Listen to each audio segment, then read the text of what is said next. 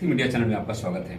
दोस्तों, आप लोगों को आज बताने के लिए ये प्रक्रिया मैं लाया हूं जो कि जीटी रोड स्थित तोड़ने फोड़ने की बातचीत चल रही शक्ति मीडिया पे। इसके पहले मैंने आपको दिखाया कि रोड तोड़ा फोड़ा जा रहा है, लेकिन रोड कहां तक टूटेगा, मतलब जीटी रोड की बिल्डिंगें टूटेगी या नहीं टूटेगी, उसको स्वस्थ करने के लिए शक्ति मीडिया ने एक बीड़ा उठाया है। शक्ति मीडिया की टीम उस जगह पहुंची है जहां जिसके अंडर में पूरा रोड आता है। आप लोग को नक्शे के अनुसार मालूम हो गया, कुछ दिन पेपर में निकला था कि सुभाष पार्क तक 6 लाइन आएगा, वहां से 4 लेन चलेगा काली मंदिर तक, काली मंदिर से लेके सपा कार्यालय तक 6 लेन होगी। तो दोस्तों, आप बताते चले एक ही शहर में 2 लेन होगी, लेकिन इसी को स्वस्थ करते हुए आपके पीडब्ल्यूडी के अधिकारी एक्शन साहब से बात मेरी हुई। तो आइए सुनते हैं, जानते हैं पीडब्ल्यूडी के अधिकारी एक्शन साहब से। आइए देखते हैं एक नज़र। मैं देवेंद्र पाल सिंह अधिशासी बनता हूँ, लोक निर्माण विभाग प्रांतीय खंड चंदौली। बेसिकली क्या है कि ये हमारी बृहद परियोजना है। माननीय मुख्यमंत्री जी की प्रेरणा से माननीय सांसद जी, केंद्रीय बाहरी उद्योग मंत्री जी की पहल पर ये परियोजना स्वीकृत हुई है और इसके अनुबंध गठन की कार्रवाई भी लगभग होने जा रही है। इसकी लंबाई 11.235 किलोमीटर है, यानी मोटा मोटा 11.25 किलोमीटर का हमारा ये चेनेज है। पड़ाव से प्रारंभ होकर के और ये गोधना मोड़ तक जाएगी। आज की जो हमारी एग्जिस्टिंग सड़क है, वर्तमान में जो चौड़ाई है उसकी देखेंगे आप कि दोनों तरफ डिवाइडर के ओर जो है वो 7-7 मीटर है और बाकी लैंड खाली भी पड़ी हुई है पटरियों के रूप में, जहाँ पर वाहन खड़े भी होते हैं। सुचारू रूप से सामान्य वर्तमान में यातायात का आवागमन है, किसी प्रकार की कोई परेशानी भी नहीं है। इस परियोजना का जो उद्देश्य है वो ये है कि हम इस सड़क को यदि चौड़ा कर देते हैं तो पड़ाव से, यानी वाराणसी से आने वाला ट्रैफिक है या NH-19 से आने वाला उधर से ट्रैफिक है, ये काफ़ी कंजेशन यहाँ पर हो जाता है। कोयला मंडी एक व्यापार की दृष्टि से बहुत बड़ी मंडी है, जहाँ पर ट्रकों का अत्यधिक आवागमन होता है। उसी PCU के आधार पर, पैसेंजर कार यूनिट के आधार पर, ये 328.28 करोड़ की परियोजना स्वीकृत हुई है। जनवरी में स्वीकृत हुई थी, इसका प्रोसेस जारी है और ये बड़ी लाभकारी होगी। चंदौली डिस्ट्रिक्ट के लिए बिल्कुल आत्मा के रूप में काम करेगी। हार्ट लाइन है ये, जो वाराणसी जनपद को NH-19 से जोड़ती है। जहाँ तक इस सड़क की चौड़ाई की बात को लेकर के है, तो मैं बहुत क्लियर कर दूं कि जो हमारा पड़ाव से लेकर के सुभाष पार्क तक का चेनेज है, उसमें हम मार्ग को 6 लेन करने जा रहे हैं। और 6 लेन में ये रहेगा कि जो मेन हमारा कैरेज वे होगा, यानी डिवाइडर के दोनों तरफ रहेगा, वो सामान्य यातायात के आवागमन के लिए रहेगा और उसके दोनों ओर हम लोग सर्विस रोड दे रहे हैं। और उसके बाद में हमारी यूटिलिटीज़ की जो है वो डेक्स होंगी। तो इस प्रकार से जो हमारी गवर्नमेंट की लैंड अवेलेबल है आज की डेट में राजस्व के नक्शों में, वो केंद्र से, यानी इस समय जो एग्जिस्ट कर रही है रोड, उसके दोनों ओर 90-90 फीट न्यूनतम और अधिकतम 110 फीट है, 110 फीट। तो जो हमारा है जो सुभाष पार्क के पास में, वहाँ पर कितना लेते हैं? देखिए, वही मैं बताने जा रहा हूँ कि न्यूनतम मैंने आपको बताया कि इनसे 90-90 फीट है और हमारा जो कॉरिडोर तैयार होना है वो 172 फीट टोटल होना है। तो 172 फीट यानी 90-90 फीट ज़्यादा होता है 180। तो हम अपनी राजस्व की भूमि के अंतर्गत ही काम करेंगे। टेम्पररी जो एनक्रोचमेंट थे वो काफ़ी हद तक हटाए जा चुके हैं। यदि एक आध कोई होगा भी तो उनको समझा बुझा कर हटा देंगे, क्योंकि वो ऐसा परमानेंट नहीं है जिसकी वजह से 6 लेन को किए जाने में कहीं दुविधा होगी। सुभाष पार्क से लेकर के और गंजी प्रसाद चौराहे होते हुए गोधना मोड़ तक हमारा 4 लेन का प्रोग्रामिंग है, जिसमें एक छोटा सा रीच है, जिसमें 6 लेन की जहाँ तक बात आ रही है कि भाई 400 मीटर जो है वो 6 लेन होगा। तो जहाँ पर फिजिबल कंडीशंस हैं, लैंड अवेलेबल है, तोड़ फोड़ की कोई सरकार की मंशा नहीं है, ना ही हम लोग जो है किसी चीज़ को विवश करते हैं कि भाई तोड़ लें। क्यों तोड़ेंगे? क्योंकि हम लोग खुद कंस्ट्रक्शन इंजीनियर्स हैं, हम लोग हर चीज़ को कंस्ट्रक्ट करते हैं, सरकार के जो दिशा निर्देश होते हैं उसी पर काम करते हैं। और इस परियोजना से ये निश्चित रूप से मैं कहूँगा, मुझे पूर्ण विश्वास भी है कि जब ये परियोजना समाप्त होगी तो उसके बाद आप इस आवागमन को देखेंगे तो ये अन्य डिस्ट्रिक्टों की भांति जो बड़ा कॉरिडोर तैयार होगा वो बड़ा लाभकारी होगा। क्योंकि बिहार बॉर्डर से आने वाला भी यातायात है वो बनारस के लिए यहाँ को यूज़ करता है, तो जब ये चौड़ी हो जाएगी तो पूर्ण तरीके से लाभ होगा। अब 4 लेन की बात जहाँ तक आती है, तो बाज़ार के अंदर आज की डेट में सेंट्रल वर्ज के दोनों तरफ जो अवेलेबल लैंड है हमारी वो 7-7 मीटर है। इस प्रकार से 14 मीटर होती है और हमको अपना जो कैरेज वे तैयार करना है वो 9 मीटर का तैयार करना है। दैट मीन्स कि हम जो ब्लैक टॉप है हमारा 7 मीटर का, उसके बाद में 2 मीटर और लेंगे तो इस तरीके से 9 मीटर का कैरेज हो जाएगा। उसके बाद में यूटिलिटीज़ होंगी। यहाँ सर्विस रोड का कोई प्रोविज़न नहीं है क्योंकि मुख्य बाज़ार है, उसमें उतनी ही आवश्यकता है। यहाँ पर बहुत बड़ा ट्रैफिक इसलिए नहीं आता है क्योंकि रेलवे का एक नैरो ब्रिज जो ऊपर है तो उसकी वजह से हैवी ट्रैफिक का डाइवर्जन अलीनगर से होकर के या गोदना मोड़ से होकर के मुगलसराय में नहीं होता है।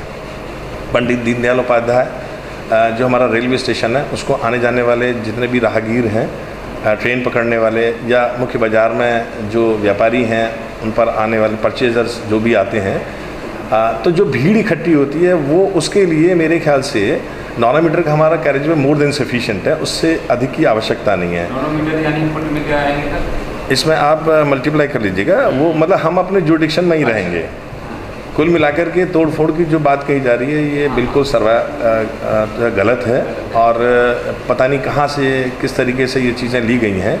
तो इसमें मैं चाहूँगा कि निश्चिंतता के दौर में आप सरकार इतना महत्वपूर्ण परियोजना को लॉन्च करने जा रही है जिसमें हम अधिकारियों की पूर्ण जिम्मेदारी दी गई है, तो हम इन सब चीज़ों का ख्याल रखेंगे। और आप भी सहमत होंगे कि यदि कोई भी व्यक्ति किसी सरकारी भूमि में यदि अतिक्रमण करता है तो दोष वो उसका भी है, लेकिन चूंकि टेम्परेरी अरेंजमेंट्स को हटाने की बात है, काफ़ी हद तक हट गए, 1-2 की और हटाने की बात होगी तो हटा देंगे क्योंकि परियोजना में अभी जो मुख्य बिंदु है वो ये है कि हम लोग पेड़ों के कटान के लिए यानी छपान करा रहे हैं और इलेक्ट्रिक पोल की शिफ्टिंग करा रहे हैं नगर पालिका की पाइपलाइन से। बहुत मतलब बृहद परियोजना है, बड़ा विशेष एक चीज़ को हम लोग ध्यान में लेकर के चल रहे हैं। तो जनता को बिल्कुल मैं अपने माननीय सांसद जी, माननीय मुख्यमंत्री जी जिन्होंने इस परियोजना को इस अंजाम तक पहुँचाने के लिए हम लोगों को आदेशित किया है, मैं चाहूँगा कि जनता को किसी भी प्रकार की परेशानी आधिकारिक रूप में हम लोग नहीं होने देंगे प्लीज़। सर एक और स्वस्थ करना चाहेंगे लोगों को। सर जैसा कि कुछ लोगों के विचार में है कि ये ब्रिज बनने वाला है तो वो कैंसिल है। कौन सा वाला ब्रिज? जो ब्रिज मुगलसराय से उस पार के लिए। देखिए DFCC का एक बहुत बड़ा प्रोजेक्ट चल रहा है कॉरिडोर का और भारत सरकार की बृहद परियोजना है और गवर्नमेंट जब भी आवश्यक समझेगी तो अपनी परियोजनाओं को शुरुआत कर सकती है। और मैं भी समझता हूँ कि जनता को इससे पूर्णतः सहमति देनी चाहिए। ब्रिजेस का बनना, रोड्स का बनना, इससे विकास की एक ऐसा जो है कहेंगे कि लहर आ रही है। तो मेरे ख्याल से हम लोग भी जनता में ही रहते हैं, तो विकास का पहला बिंदु सड़क है, सड़क का चौड़ीकरण है और यदि कोई ब्रिज आता है, ब्रिज चौड़ा हो जाए तो मेरे ख्याल से इसमें कोई आपत्ति नहीं होनी चाहिए। चौड़ाकरण तो जो ब्रिज है रेलवे क्रॉसिंग का वो तो ठीक है, लेकिन कोई सुभाष पार्क से ब्रिज पार करने की बात बीच में आई थी तो वो गलत है या फिर? देखिए जो आप कहना चाह रहे हैं एलिवेटेड रोड के बारे में कहना चाह रहे हैं कि एक ट्रैफिक जो आए और वो ऊपर से ऊपर निकल जाए, नीचे का ट्रैफिक जो लोकल ट्रैफिक है वो नीचे की तरफ रहे। देखिए हर परियोजना के प्रारंभ होने से पहले हम लोग बहुत सारे पैरामीटर्स पर काम करते हैं।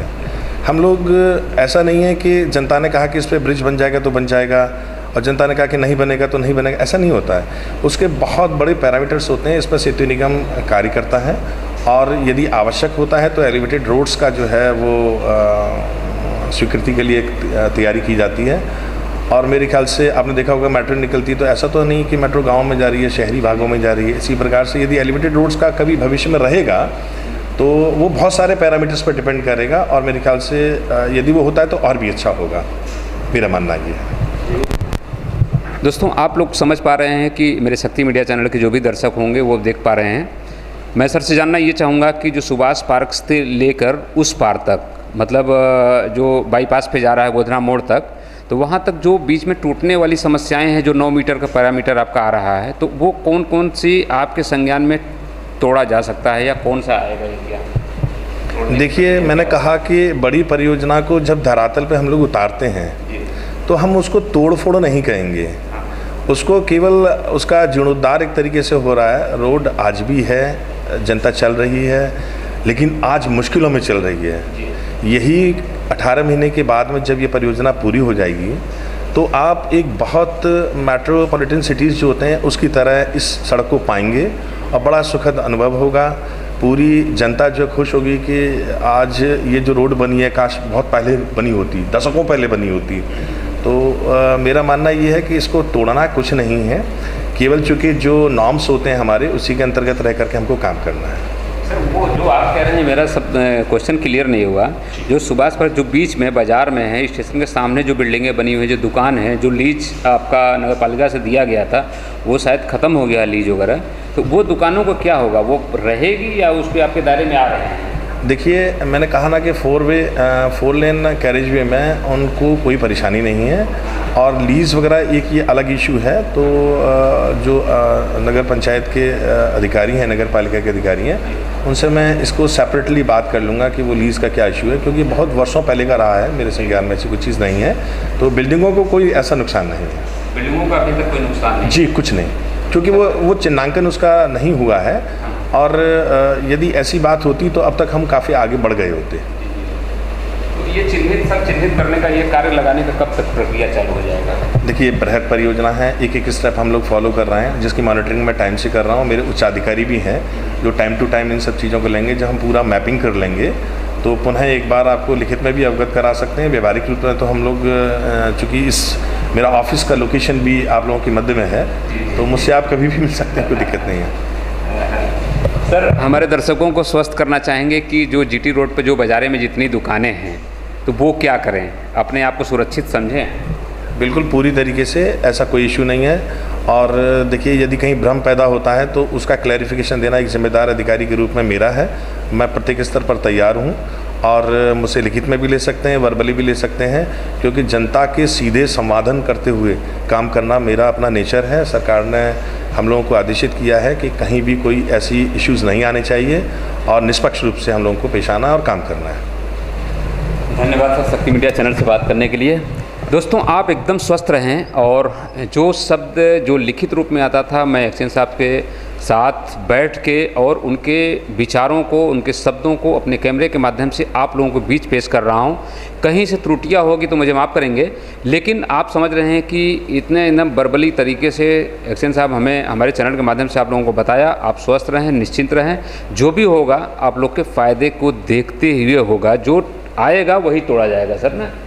तोड़ने की बात आएगी। मैं आपको पुनः बता दूं। हाँ। देखिए, किसी भी शॉप के सामने अननेसेसरी लोग जो है टीन शेड टाइप का डाल लेते हैं कि यहाँ हमारी दुकान पे परचेजिंग करने वाले जितने भी परचेजर्स आएँ या लेन देन वाले लोग आएँ तो उनको छाया मिले। चलो, वहाँ तक तो ठीक है, व्यवहारिक रूप से छाया मिलनी चाहिए, लेकिन यदि वो शेड किसी को नुकसान पहुँचा रहा है, मान लीजिए ट्रक पे बैठ करके या कोई आदमी जा रहा है, एम्बुलेंस जा रही है और वो शेड से टकराएगी, तो देखिए ये गलत है। मैं चाहूँगा कि यदि ऐसे शेड्स हैं तो उनको वो तत्काल हटा लें, क्योंकि उनको हम लोग चिन्हित कर चुके, हटा भी दिए हैं। ये उनकी अपनी स्वयं की जिम्मेदारी है। जब हम बिल्डिंग को टच नहीं कर रहे हैं तो बाहर के शेड्स वगैरह इत्यादि हैं या गार्बेज वगैरह पड़ा हुआ है, इस सब की मॉनिटरिंग खुद भी करें ना, वो लोग सहयोग करें हम लोगों को। मतलब अपने दुकान से बाहर ना निकलें। हाँ, अपनी दुकान से बाहर किसी तरीके का कोई भी सेक्शन यदि बाहर निकालते हैं तो वो गलत होगा। और मैं तो उनको यही रिक्वेस्ट करूँगा कि ऐसे शेड्स वगैरह यदि कोई हैं या एक्स्ट्रा कुछ कर रखा है सड़क की हो जिसमें बाधा उत्पन्न हो, तो फिर तो आप समझते ही हैं कि उसमें क्या चरण लिया जाना होना चाहिए। सर, अभी जो तोड़-फोड़ हटवाया गया था, आपके संज्ञान में सारा था, वो सही था? नहीं, बिल्कुल ठीक है, और ऐसा कोई इशू उसमें नहीं आया है। टेम्पररी थे, सभी हट गए और वो वैकेट हो गया। कुछ और भी परेशानी होंगी विभाग को, तो वो हम लोग समाधान कर लेंगे आपस में बात करके, क्योंकि देखिए सीधा सीधा ये होता है कि जनता जनप्रतिनिधि मानी लोगों से जुड़ी हुई है, तो वो उनसे पहले क्वेश्चन रेज करती है, वो क्वेश्चन हमसे पूछते हैं और हम लोग निदान करते हैं, कहीं कोई ऐसा इशू नहीं आता है। ये हमारी जिम्मेदारी है कि हम जनता के प्रति पूर्ण निष्पक्ष तरीके से और लगन के साथ में पेश आएँ और काम करें अपने। सर, एक जानकारी और लेना चाहूँगा दर्शकों, जो पड़ाव से लेके दुल्हीपुर होते हुए ये करवत होते हुए आ रहे हैं सर, तो इस लाइने में बहुत सारे 6 लाइन में बिल्डिंगों का क्या होगा?